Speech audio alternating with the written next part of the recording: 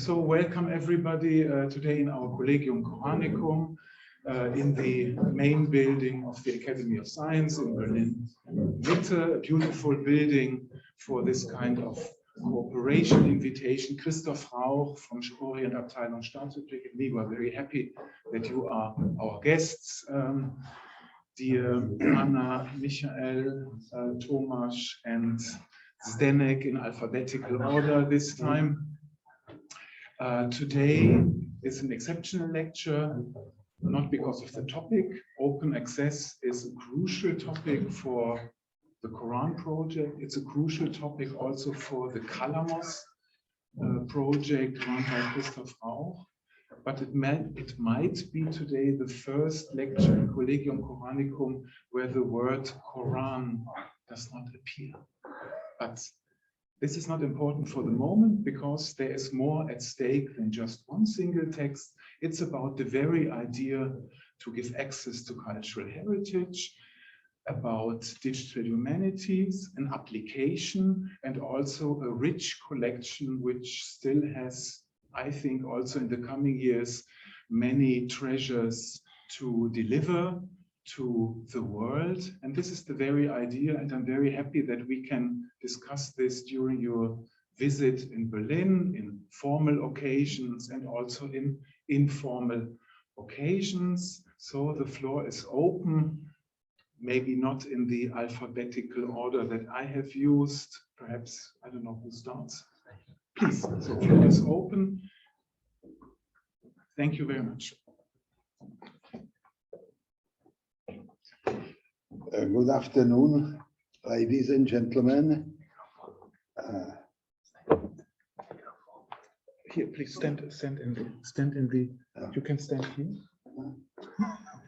So once more, good afternoon, ladies and gentlemen. My name is Zdeněk Uhlíř. I'm coordinator of the Manuscriptorium, and now I am starting to give you a basic information about Manuscriptorium, about its aim, goals, etc., etc. As you see in the subtitle, Manuscriptorium is not only a digital library, but it is also a virtual research environment for study of historic documents and holdings. We started with digital processing of manuscripts just in 1992 when we prepared the CD for UNESCO as a recommended sample for presenting cultural heritage. Since 1995, we started with systematic digitization of medieval and early modern manuscripts. First, we created two CDs. When the data, images, and descriptions with fully integrated with the software called Manufred, so that it was impossible to export it and use it for other purposes. So we realized that we must prepare such a standard that would enable clear distinction between data and software.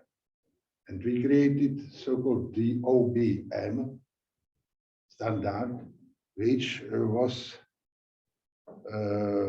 accepted as a recommendation of UNESCO for historic documents.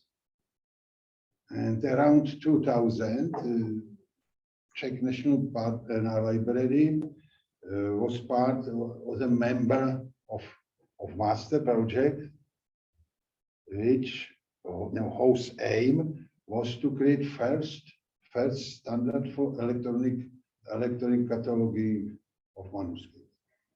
It was successfully fulfilled, and in the year 2002 and 3, we created so-called Master Plus standard, which enables to create complex digital document. That means to integrate descriptive metadata, manuscript description, structural metadata. That means description of physical form of the manuscript, and data, images, copies of the digital document. And we started to cooperate with other Central European institutions holding cultural heritage, with Austrians, Slovaks, Poles, and Slovenians and Croats. And in the eve of 2003-2004, Manuscriptorium was created as a digital library, as a full digital library. And Manuscriptorium became a result or a reservoir of results of the Czech national project program Memoria Mundi Series Bohemica, which is a Czech national digitization program. So the Manuscriptorium became a resource not only for documents of the Czech National Library, but for the documents of other Czech cultural heritage institutions, and also for some institutions abroad. And we was successful in these our activities, so we prepared European project Enrich, whose aim was to integrate the Master Plus standard with the TEI, and the result was DAB5 Enrich specification for creating complex documents, not only correlating descriptive metadata, structural metadata, and image data, but also possibly full text data, audio, etc. And we started to be digital library at the European level, because we had partners from Italy, Spain, Iceland, Denmark, and so on. And after that, we prepared and coordinated some other European projects with integration of other partners from Serbia, Bulgaria, Romania, Poland, and Lithuania, and so on. And we took part in the Sendari project, which was project for creating a European network for historic research on two showcases: medieval manuscripts and First World War. It was not so successful, but we found other contacts. And for example, Codices, Swiss national program or resorts for medieval manuscripts, etc. We found other partners, so that nowadays there is in Manuscriptorium, participate in Manuscriptorium around 180 institutions. Some of them not directly, but via some aggregator like Swiss libraries via Codices, etc., etc. But 180 partners. So we became a domain aggregator for the Europeana. But we realized that to be only mere digital library is not enough, because digitization enables not only use some new technologies, but also other and further methodologies for study and processing of historic holdings and documents, etc., etc. So we started to get full text editions, mainly all the editions from the 19th century because of copyrights, but also some modern new created editions. We cooperate with the Institute of Czech Language, for example, in preparing these editions, and integrate these full texts into Manuscriptorium database when the full texts are integrated and correlated with images and vice versa. That means this image is presented in that part of the full text, and vice versa. This part of the full text is represented by this image. And there were a challenge what to do, because the editions are based on several less or more different manuscript wordings. So first possibility is to integrate all this into one, to correlate more manuscripts to one full text, and so on. And starting to create this, we create also a personal account that enable first to do heuristics, to get full documents or collections of documents or parts of documents, individual digital objects, that means pages, or also fragment of digital objects, that means details, for example, illuminations or so and so.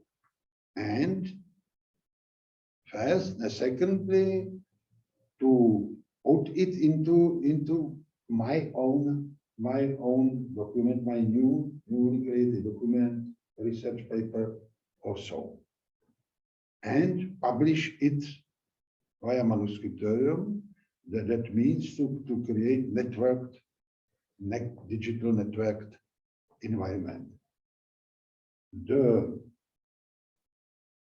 connection to other resources is possible via permanent links, persistent addressing. So now it's the real virtual environment. We have many aims and tasks what to do further, but I think it's very important to present you nowadays state of the Manuscriptorium. So my colleague Anna present you some in some way Manuscriptorium, and then Tomáš and Michal will speak you something about work with full text and correlation of full text with images. Thank you.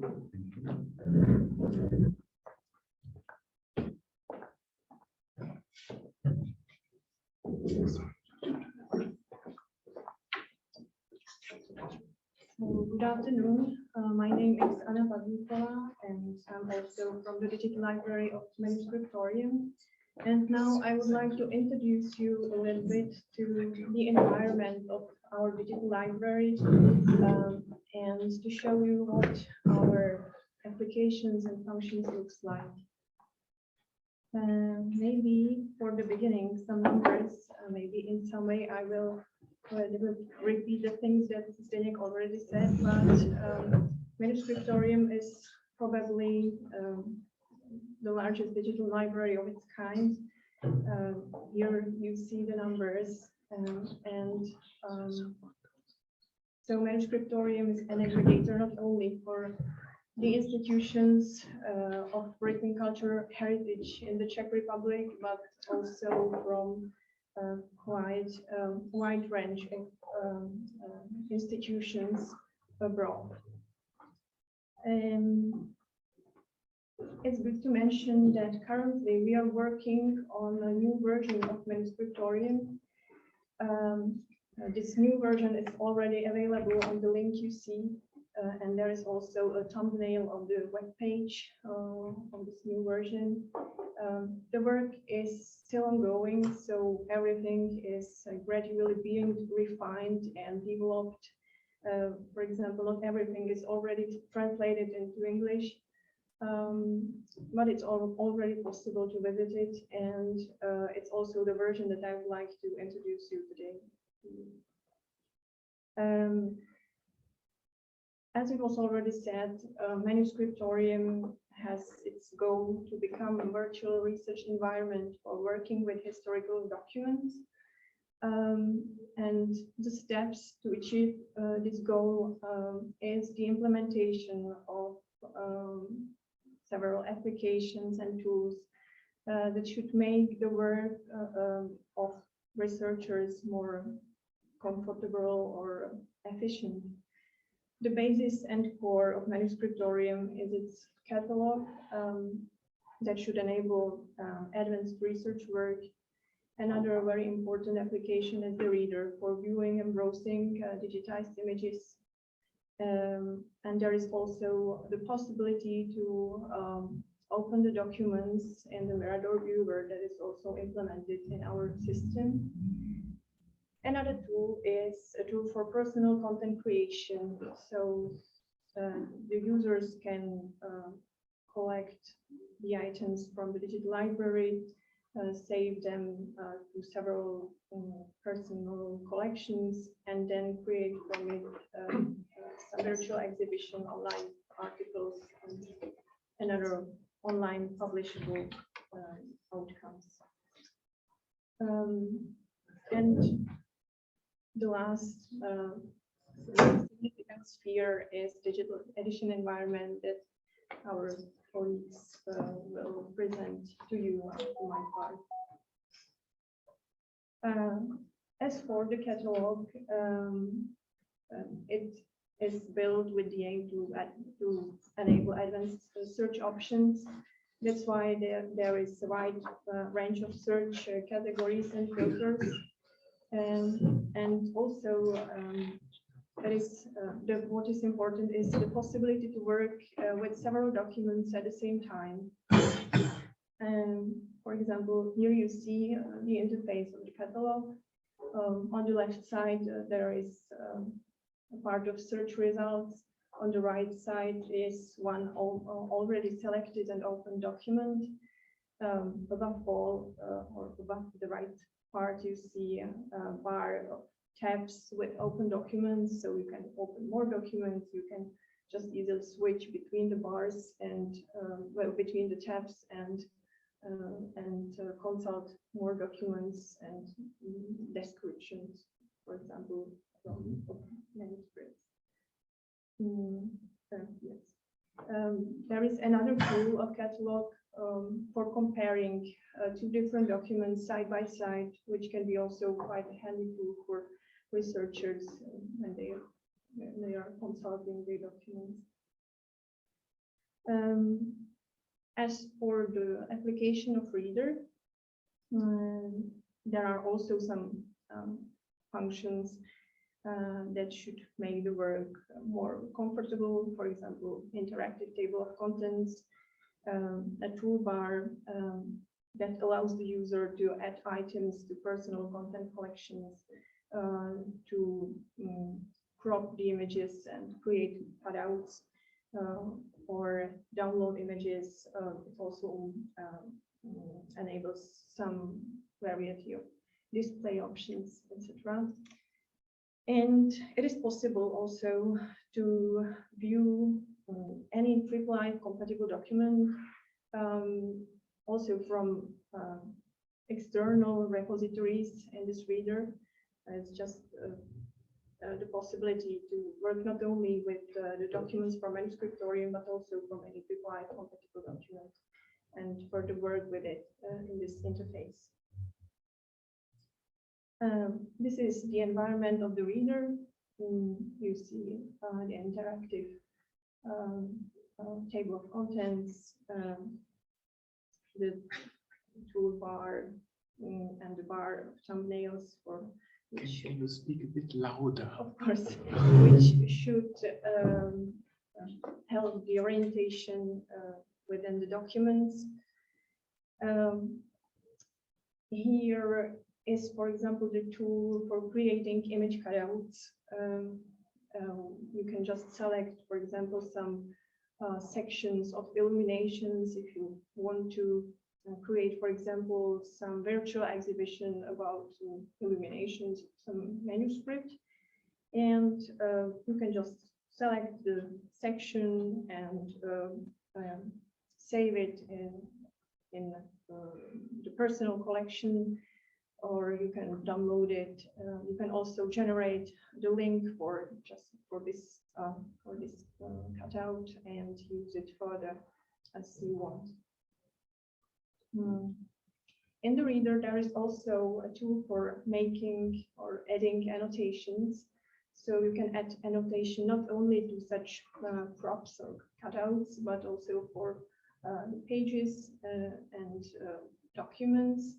And it's possible also to generate a persistent link or generate enriched AAA manifest that you can further use and share with people who want to.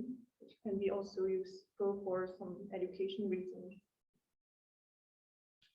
And now the tool for personal content and for creating virtual exhibitions. In practice, it works like that the user can collect some items, props of images, also whole pages, entire documents, etc. He can make this heuristic work at first, and then it is possible to add some other material, such as blocks of text, such as some video or audio files and links, etc., to edit the visual form of or the whole thing. And that's it. After that, it is possible to generate persistent link and publish this work everywhere the user wants to, for example, on the Manuscriptorium website. And we think that it could be a really useful tool for creating a relevant content online publishable. This is the interface of the tool. You just see some images from the digital library, and between them the texts that were added afterwards. And this is the sample how the possible result can look like. So it was really, that's it for my part. And now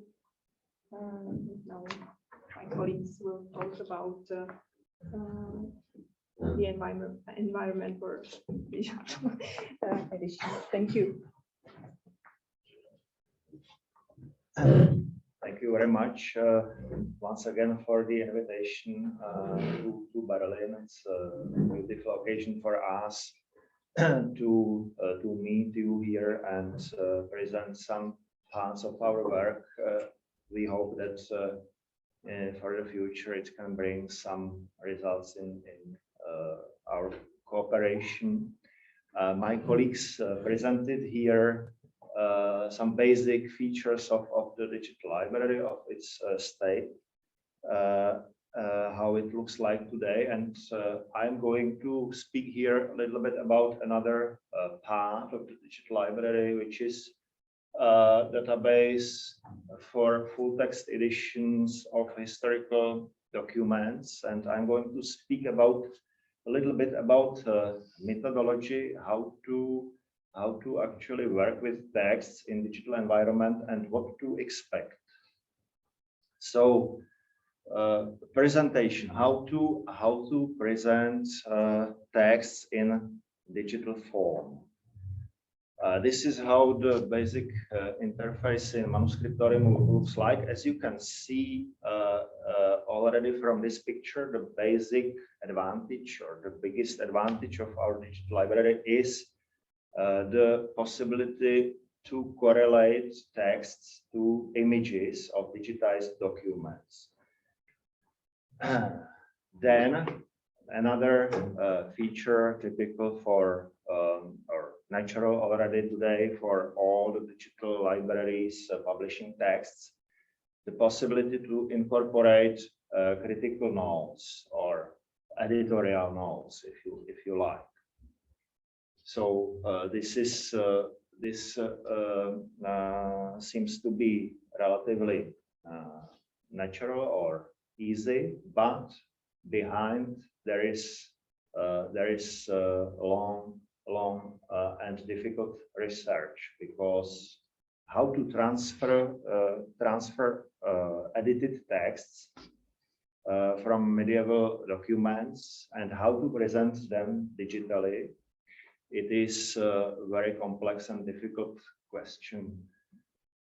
And we are at the beginning of our way, I must say. So first thing to do, I believe, is to realize what texts actually are.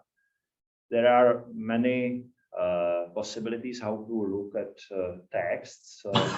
I would mention here at least the point of view of historian. For historians, historical texts are remnants of the past and just not all the remnants, of course, so just part of the information we can use when we interpret historical phenomena or events. There are many types of texts. I would at least mention archival documents and book texts, and I must say that in Manuscriptorium we deal with book texts, and to unify the publishing of both groups is a really difficult question and has not been solved. Concerning book texts, and we discussed this matter already during today's meetings. We know that just very small, probably very small percentage of medieval texts has been preserved. Then we have a minimum of autographs, which is something what can complicate our understanding of texts. and we have not autographs but copies and their variants at our disposal. Although taking into account the specificities of medieval texts, medieval world of texts, where we meet with many texts where the author is not known, where we do not know anything about the author apart from his or her name. Still, we always must try to learn something about the author, about his motives, if there is such an information about the education, positions, experiences, language knowledge, and so on.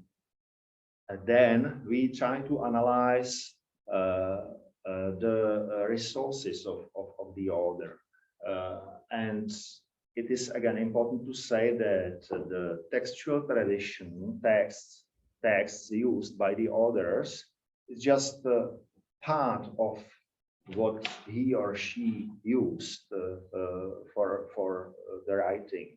Then there was oral tradition and personal experiences. We don't know too much about. I would also like to mention specificities of methods of work of medieval authors.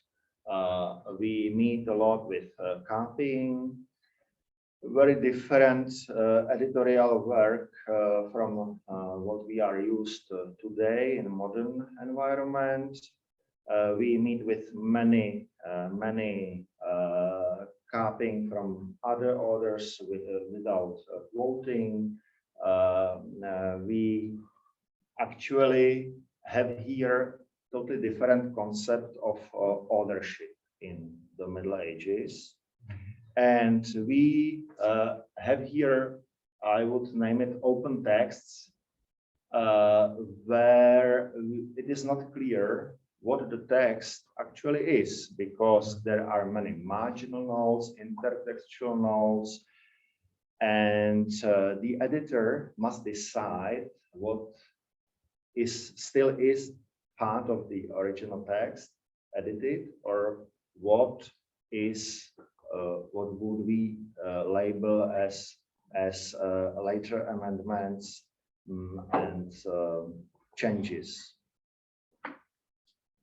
I would say that there are three basic approaches to the text. We can try to reconstruct the archetype, which is something what was here, but we cannot learn it as it was. Then we can look for the most reliable manuscript, which is already real or at least physically available, and we can think that the text in the Middle Ages is something what is not easily to be recognized and identified, that the world of text is fluid, and we work with variants. We work with interpretations of editors, and it is nonsense to identify concrete text. I would say that all these approaches can be used. We cannot decide which is the better. It depends on our expectations and work and topics. And although I am also a historian, here I should speak as a librarian. And when we develop digital library, we should be rather librarians. And then we should not decide what is the best method, and we should leave this decision upon our end users, and we should provide them everything what we have at our disposal. Then naturally there are more types of editions. We can have critical editions where all the available readings or variants have been studied and published. Then we can have pragmatic editions. It means editions of one version, one reading of a text. We can also have automatic transcriptions, and then there are definitely some transformations, translations, and other adaptations. So I have prepared a small schema with some basic links. It is a schema simplified, the schema reflecting the real situation, which would be much more complex, much more difficult. But maybe it's better to start with simplifications.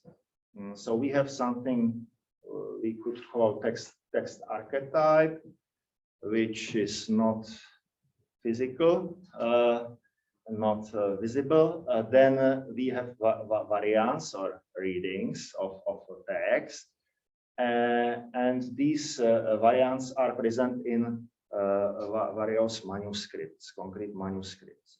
We can prepare pragmatic editions taken from concrete variants or readings.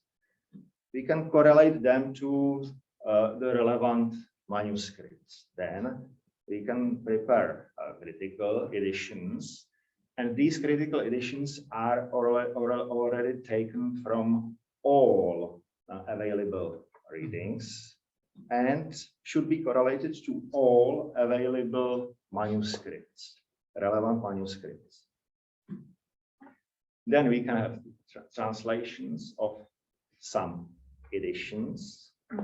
And we can also have, or we will have, contextual data both for concrete manuscripts and also for critical editions. Already the situation is quite complicated, and you can imagine that it's quite difficult to somehow reflect the situation in one system. Future outlook. By the way, do you know this painting?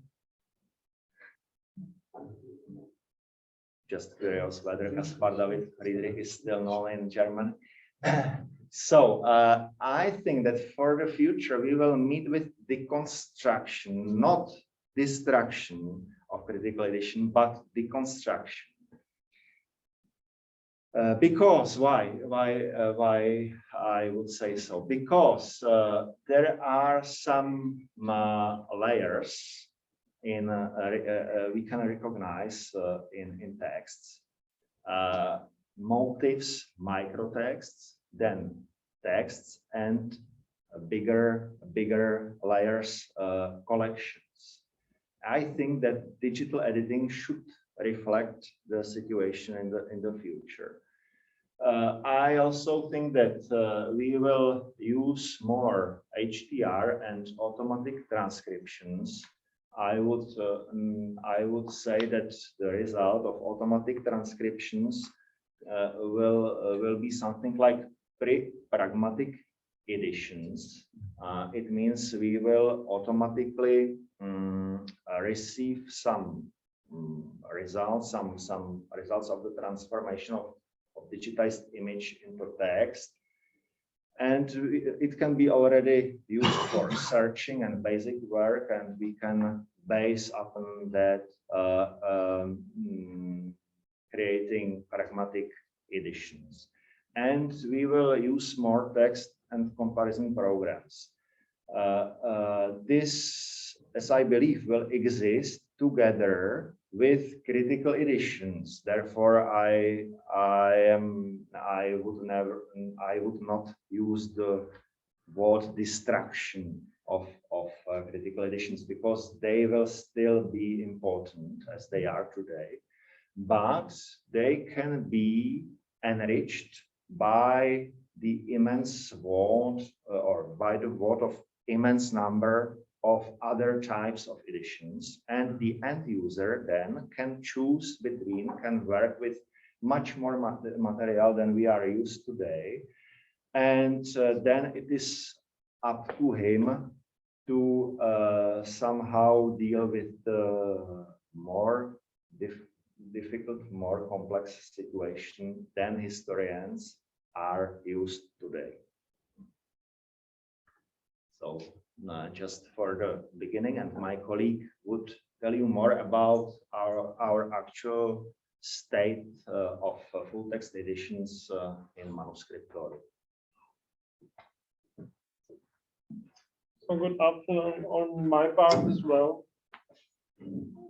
As Tomáš said, I would maybe like to expand a little on his points in a more practical way, let's say.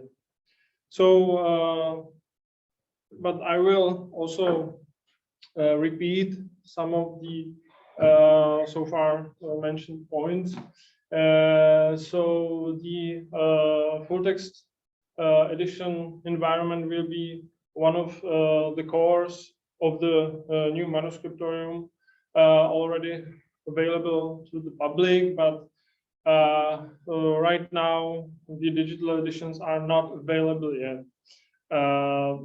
I would say, I would label it that we are trying to make the rather vast content of Manuscriptorium as accessible as possible, and I would say to publish, republish the editions in close connections with the digitized manuscripts is crucial in this regard. Of course, our method is XML in compliance with the text encoding initiative standard.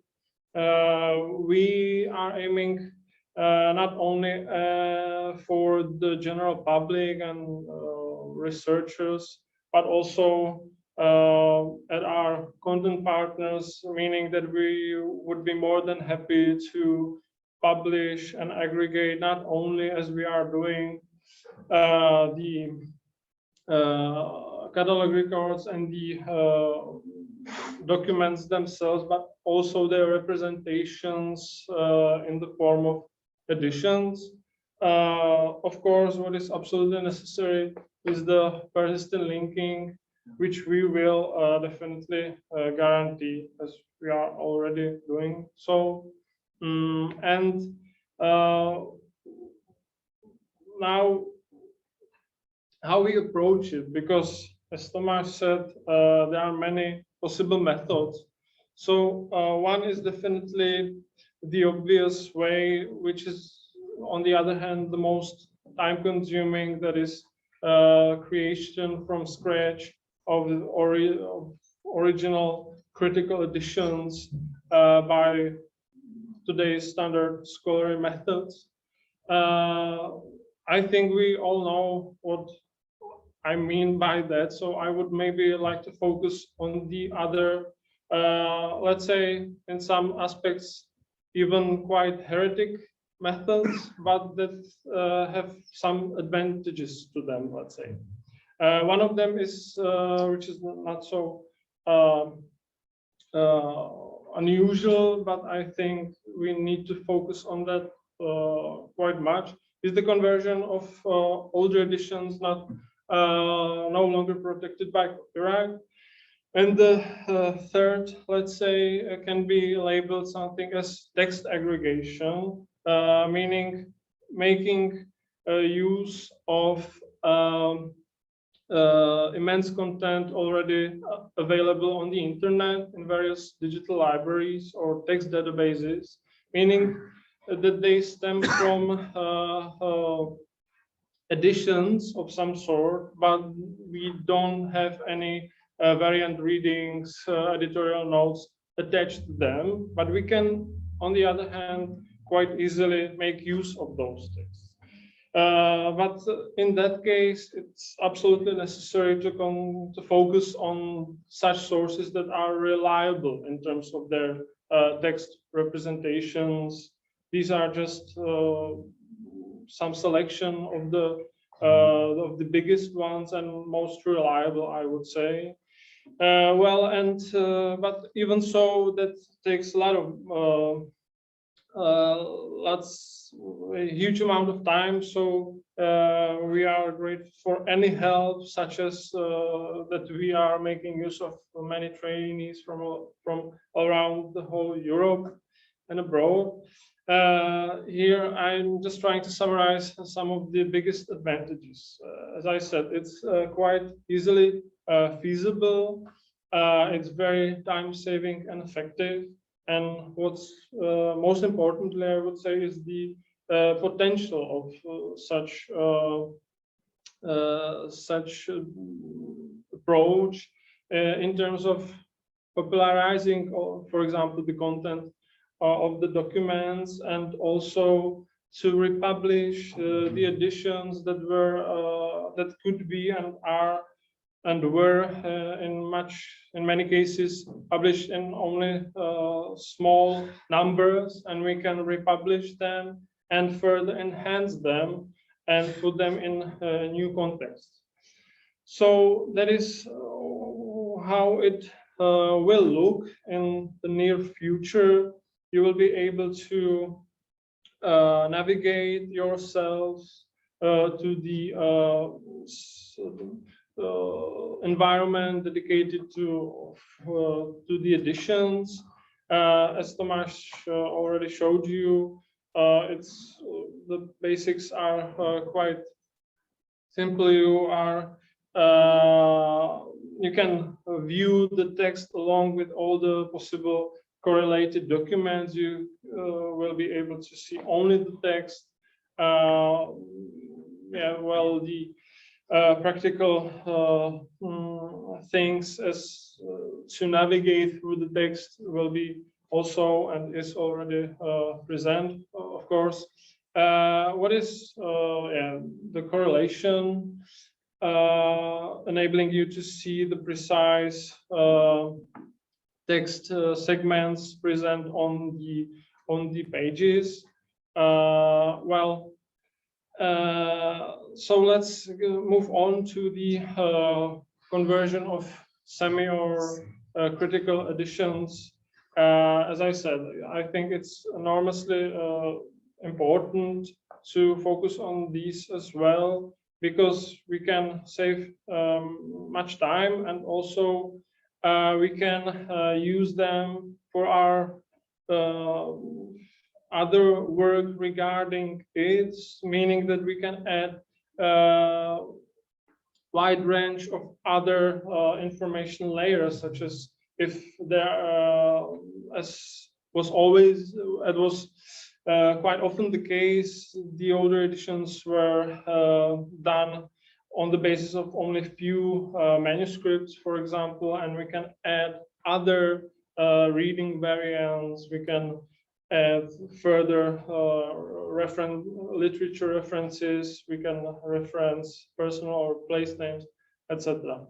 So if I have here, more than 100-year-old edition, that is how it can be converted into the digital environment along with the critical apparatus. I think the reasonable method is to leave the book as it looks and make use of obviously the digital environment. So, for example, I can have endless dialogues in dialogues leading me to other information layers. It can be full of hyperlinks, etc. I'm really sorry it has not been, as Aniška said, all translated into English, but it will be soon. I can move as I like all the information in dialogues. But on the other hand, it is enormously important, I would think, to be able to see the text without the critical apparatus, to be able to read it only the plain text, as I would call it. So yeah, that's the current state of it, and now also from me some prospects to the future. What we are also working on is, as I mentioned, the place name referencing for the purpose of text, well, for the purpose of map visualization of the text, the geographical horizons of various authors. What we also want to focus is further text processing, meaning that I should be easily able to, for example, see all the quotations from texts, so that I can see, let's say, on the other hand, intellectual horizons of the authors, etc. Yeah, all the already mentioned points. I am quite skeptical still about making use of HDR, but we really need to investigate that. And there are definitely some challenges. I think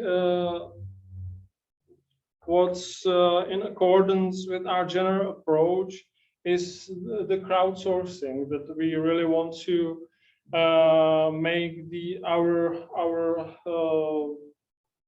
users to some extent also creators of our content. So we would really like to allow basically anyone to revise the editions, but then I think it's also necessary to think about at least basic editorial supervision. But how to do that, we still are trying to figure it out. I think we can have quite well, the so-called bestsellers, historical bestsellers, even though it's quite anachronistic. So how to visualize for example, texts that are preserved in hundreds of manuscripts. It is definitely possible, but then how to navigate the end users through such enormous content, also to connect the various editions, various types of editions of the same text, its translations, etc. Also, I think it's from the philological point of view, is definitely interesting to what extent should we interfere in the texts. Meaning, and I think we definitely should at least basically to standardize, I don't know, biblical quotations and this kind of information. But we need to be cautious, I think, at least. Yeah, and then I think it can, maybe it will be the most challenging is how to visualize, for example, 10 times revisited and enriched edition of one text. So how to navigate the end users through it. I think, so these are just several points concerning it, and we definitely will be more than happy if you visit already the beta and give us any feedback. We will be more than happy for that. And I think we are very grateful to be able to present for you today. So that would be it.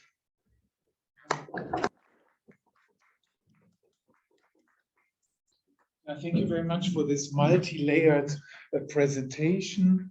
Also with regard to the future prospects, reflection about critical edition. I mean, there is a lot of things that will change, especially when you look to the Lachmann type and the idea of an urtext.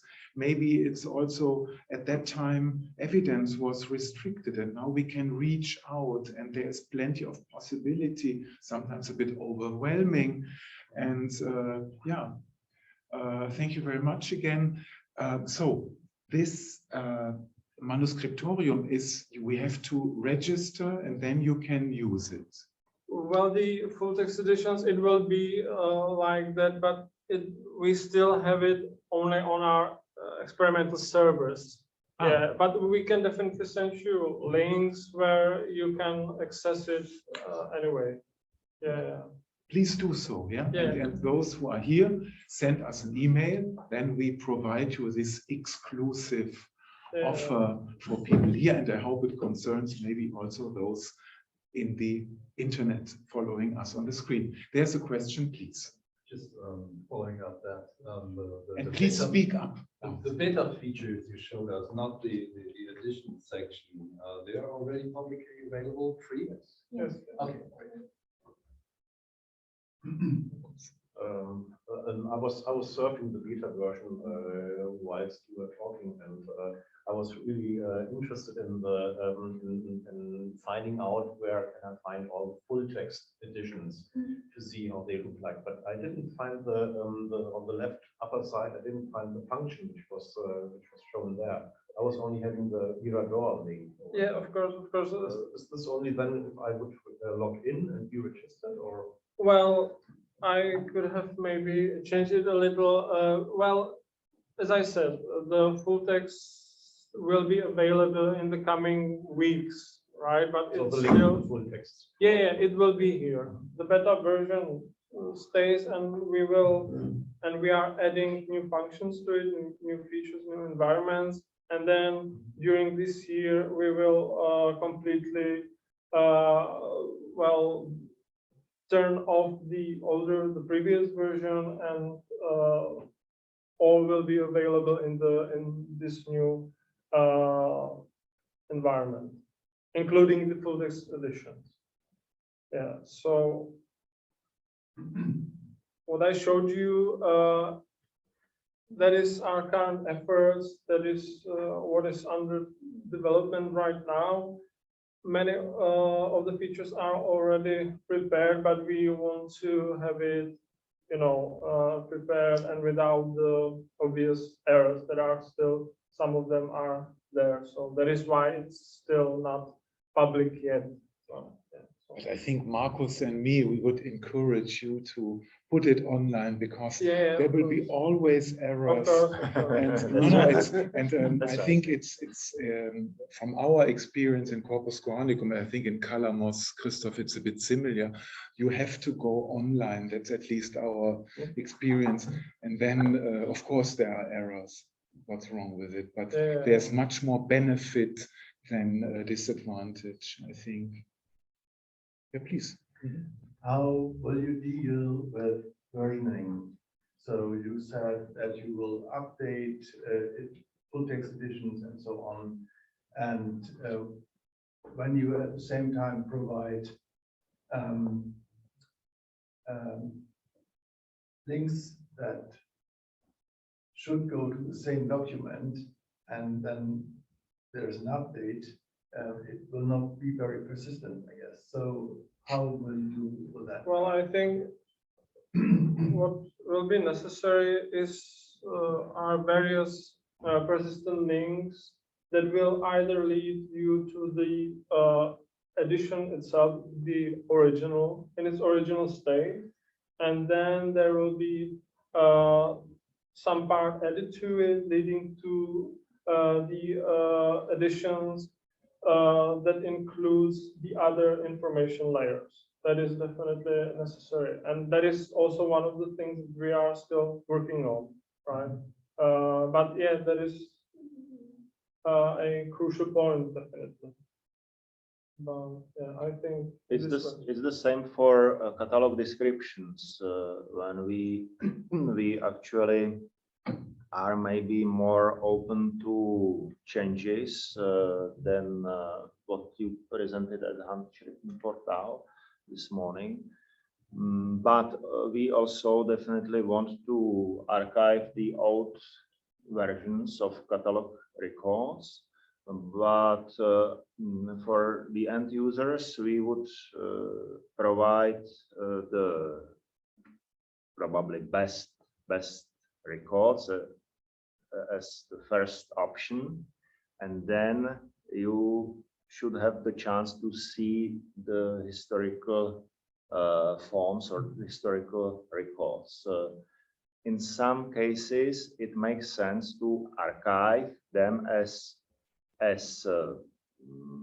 titles or as some results, final results. For example, after the conversion of the printed catalog. In some cases, it doesn't necessarily make sense if you just correct errors or mistakes. Then it is an important and interesting question how to deal with this. But I believe that the digital environment can't be so stable as we are used in a printed environment. So we will have to solve this problem, how to deal with, for example, quotations. If you have end users quoting your metadata, and you will correct some errors, so you should judge whether the correction is somehow changes the usage and quotations. And but as I've said, if there are just minor or obvious errors, it shouldn't be something what influences the interpretation and quotation. But definitely, it's a complex question, complex issue, and it's not so easy. On the other hand, just to archive one version as a finalized one, without the possibility to correct it, you would get rid of the advantages of digital environment. I think you can see a real importance of this. For example, there are many pseudo treatises and so on under the name of St. Augustinus, Hieronymus, etc., etc. And I think the result of the newest research is that it is not Augustinus, but Hugo de Sancto Caro. And what now is the problem? Yes, the newest knowledge is it is Hugo de Sancto Caro, but the medieval this is Hugo de Sancto Caro, but medieval knowledge was Sanctus Augustinus and Augustinus Hipponensis, and it was a contextual tradition of the Middle Ages, which would be host with using the attribution to Hugo de Sancto Caro. So it must be arranged in the way if we know the newest isolated individual information on one side and the medieval contextual information on the other side, because it's of fundamental importance for historians to search the medieval context, the modern research. And on the other side, there are simple mistakes. They cannot be and needn't be but what this means mistake, and what means what is another perspective of. So this is the challenge that must be solved in the digital environment, because such a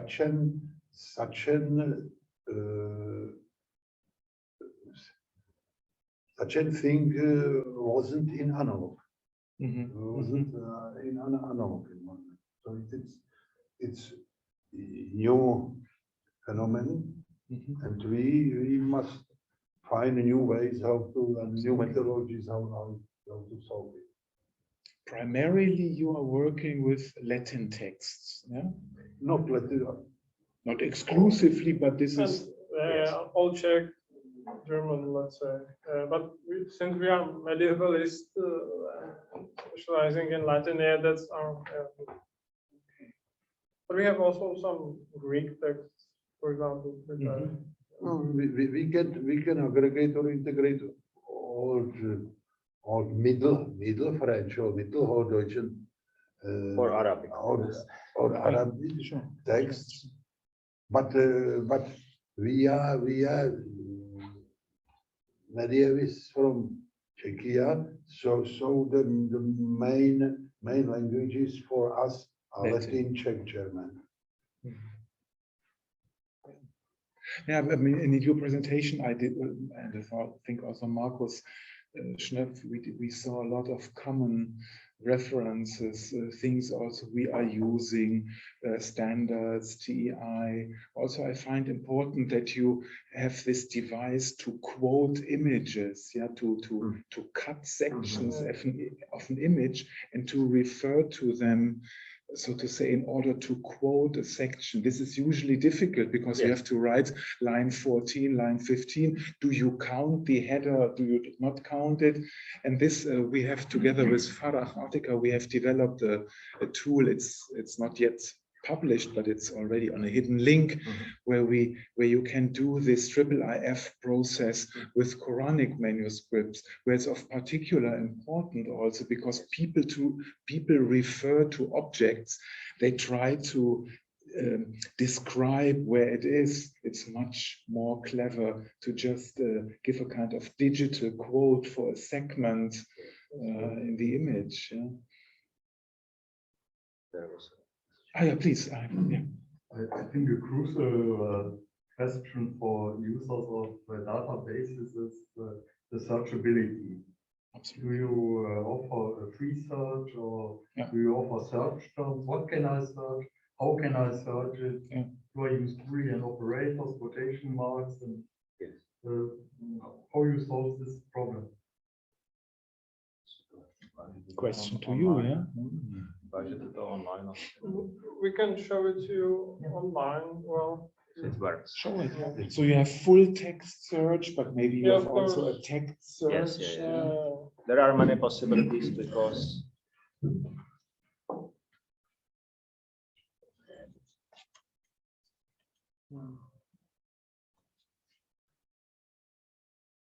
Now we see a live demonstration. Very good. Yes.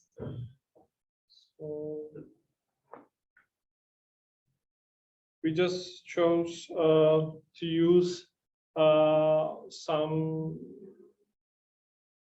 search categories, but we can expand on them. That's obvious.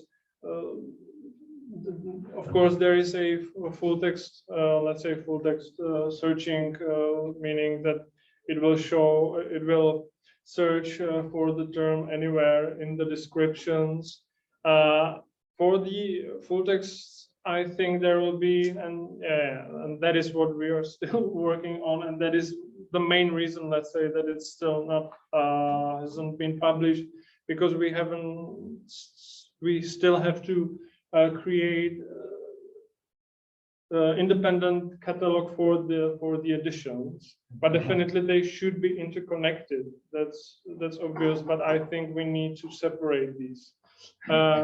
And well, I think the search categories are the most used and most common, but for example, I think what is important, we have also integrated searching for the incipit explicit, which you won't find in the previous version. I think that is a major step forward, even though in Manuscriptorium. Colophons, do you have? Yeah, of course. Or, well, not yet, but I think we wanted to have it. Yeah, so I will write it down. So I think that's but there you also, of course, have overlapping terms. For example, institution, location.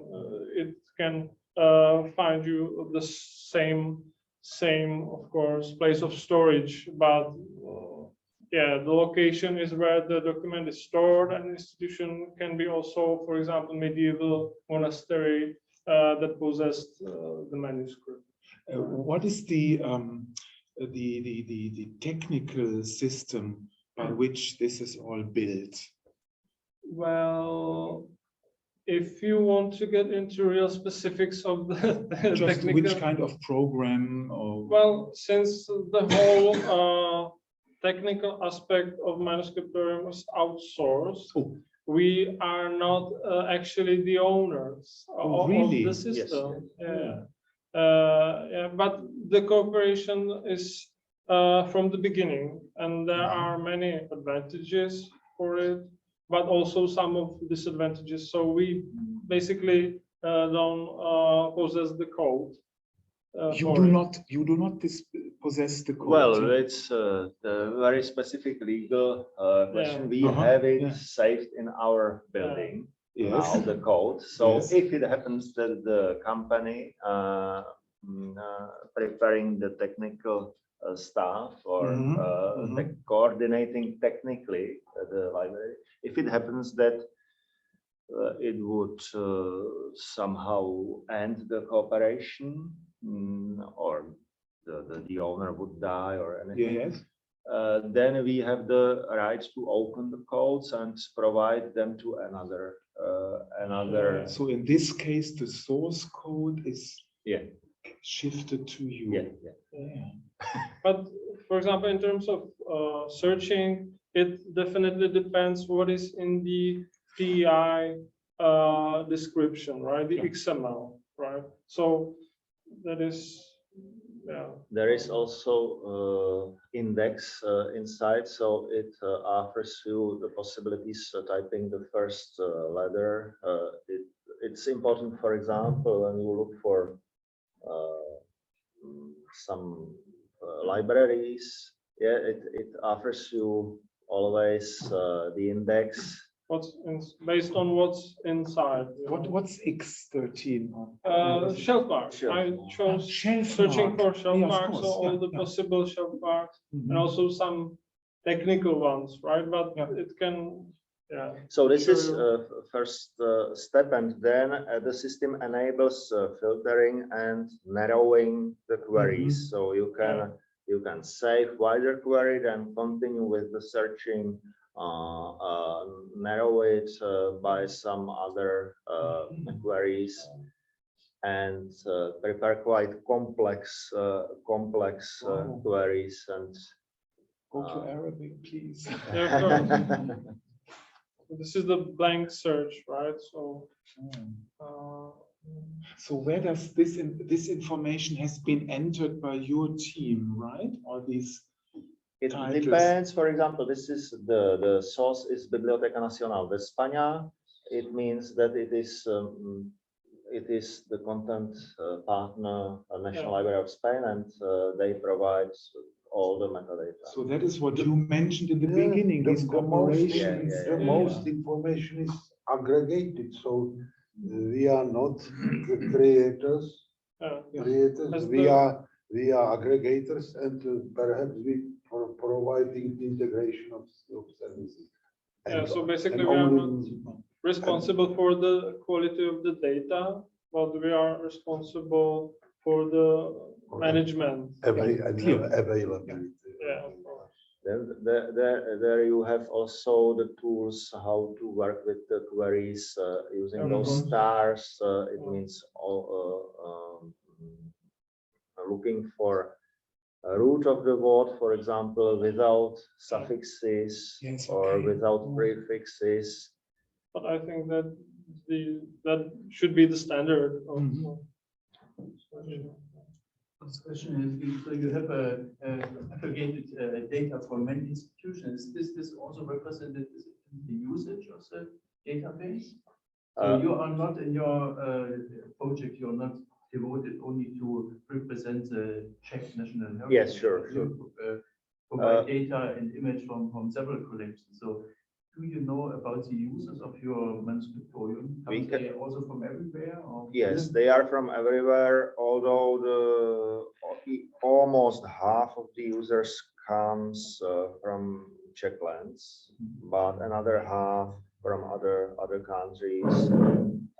We have users even from Southern America or Asia, but from all countries worldwide, with exception of former Soviet Central Asia and Sub-Saharan Africa. I think that's- Also from Malaysia, Japan, Philippines, China, and more Canada or USA or Brazil, and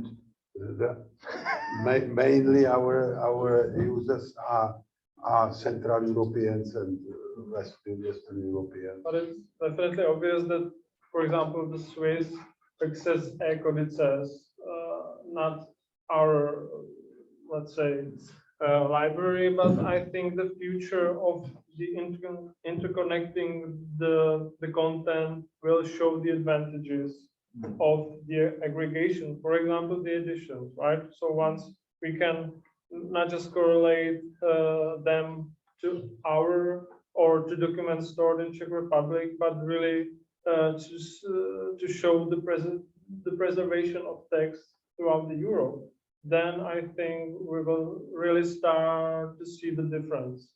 And definitely, I'm sorry for the searching, right? If I'm interested in particular text or author, the more results I get, the better. I think that the aggregation is advantage because of seamless searching of many resources. So as you speak about Switzerland, so the Swiss manuscripts will be searched through e-codices, but Swiss manuscripts is not enough. The medieval European culture was transnational, so there are also many manuscripts that contain the same texts like Swiss manuscripts, and it is not in e-codices, it is in Manuscriptorium. So this is the advantage of aggregation and integration of services that the database is centralized, and only one request is enough for many different resources. Although the data, the images are distributed on servers of our provider partners. And on the other hand, we have an open policy, so we do not restrict the usage of our data in other digital libraries. We are a domain aggregator for Europeana, where also some users just use, if you want to see just images of illuminated manuscripts, you may go to Europeana and search via Europeana, and we don't care about it because each environment, each digital library has its own context and it's naturally also its users. Its own purpose. This concerns licenses. Questions, if I may, And then but because we have to focus, we think about this. If I see all the institutions which provide you with data, how you manage to keep the data up to date? Because maybe you received something from the National Library in Madrid, yes, I think, and maybe say digitized manuscript which is not digitized yet, or maybe say change the description data, or how you can manage to. something is automatically harvested in a period of, I don't know, 3 months, for example. But it depends on concrete partner. It also happens that we had some partners in some European projects. They edit their documents or publish their documents via Manuscriptorium, and they stopped with the cooperation for some reasons. they didn't have enough resources or whatsoever. So it happens, it depends on concrete partners, but the ideal situation, of course, is the automatic harvesting on a regular basis. Please, I think this may be the last question, if I'm not mistaken. I think we should also close this reunion at a certain time, please. But the other question was my first question. Yes. So it's solved for that. The other one is, do all those partners that you get the aggregated data from provide you with the full data sets, or do they, let's say, give you a certain set of core data with possibility to reference back to the original system? This also happens, yes, yes. There are partners who do not want to share images, for example. So they provide just descriptions. Then you have partners who provide just lower quality of images. But of course, we always prefer to publish the full, complete records and best resolution of images. But sometimes there are, very often it's part of, I would say, cultural policy to convince other partners to provide all the data.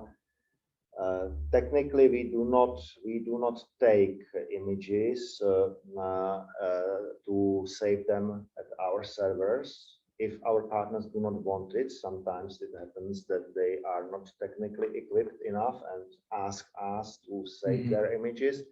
If not, we do not save them and just connect images via hyperlinks. But as for the IIIF compatible institutions or repositories, I think we will definitely focus on using IIIF chain discovery, right? Because that's the ideal tool for that. Markus, you had a last question, a I final. would love to have a question. Please, go ahead. No, first of all, thank you very much. This is quite impressive and impressive. And where I have a little bit of doubt or a question maybe is you will combine the editorial work with the librarian work. Me, that I know both sides, is quite nice. But how much work a critical edition, a digital critical edition makes. Therefore, I'm asking myself, how many people are you working on these critical digital editions? Yeah, well, it's a good point. But that is why I'm sorry that I omitted the critical editions part, because that, as I said, takes the huge amount of time, right? But it's, well, what is regular is that you have those projects that focus on some text, and their result is nice, very beautiful, but quite often rather complicated digital editions, and that is how it ends, right? But I think we really need to focus on aggregating these, right, at least to some extent, right? Because there are so many already, but I think nobody knows how many of them and where we can access them, right? So our main goal is definitely not to create original critical editions. We really are not so many. okay, so you want to aggregate them. Yeah, and that is why that I spoke of the text aggregation, and I think there's a huge potential stemming from conversion of older editions that are not so complicated, for example, right? So there is not, and the editorial work has been already done. We just need to convert the apparatuses, the notes into TEI, and you can republish them. But then how do you deal with the ambiguity of TEI? Because you can, for example, take a person,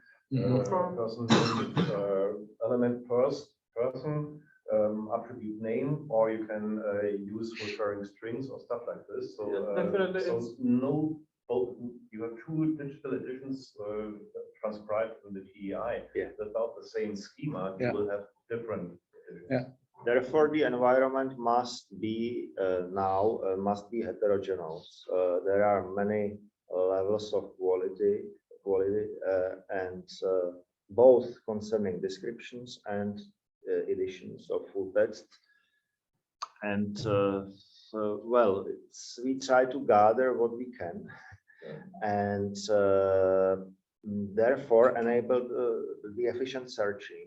So our first aim, and then second step can be improvement of all this, and it's work for generations. So now we tell to ourselves it's better to have heterogeneous immense staff to provide it already to our end users, and later it can be improved and improved. And it's better than to start oppositely to detailedly work on something on one order, for example, and have nothing more. And then there are more possibilities. You have portals, then you have digital libraries like Manuscriptorium, and then you have specialized projects. And if you have users who are interested in one order, they start with Manuscriptorium, find relevant documents, and then go to specialized pages. Why not? But without this type of digital library, they would not find the relevant information. They would not learn which texts they should use for their research, and they would stop, or they would spend 10-20 years in archives and studying literature and so on. So it's you need all types of digital content, I believe, and therefore the aggregation makes sense for us because we like our data to be published in various types of context. And the complete unification of the data is not attainable. Basically, that's too much. Clear. Right. But the ambiguity of TEI is completely reasonable, because there are various purposes of study of consulting of material. So I need various perspectives on the data, and that means aggregated resources like Manuscriptorium are simpler, but wider. But wider and enables study of cultural context. On the other hand, the specialized resources are deeper, but broader. And they enable in-depth study, but not the cultural context. And you must combine according to your aim what you want. So I think in every case, you will need more resources presenting the same object. It is the heterogeneity. And the same for various types of editions. If I have critical edition and at my disposal, of course I would use the critical one, but if not, I would better have pragmatic edition or simple edition than nothing. So it's always. Well, thank you very much for this impressive presentation of a wonderful project, and also for the rich discussion with you.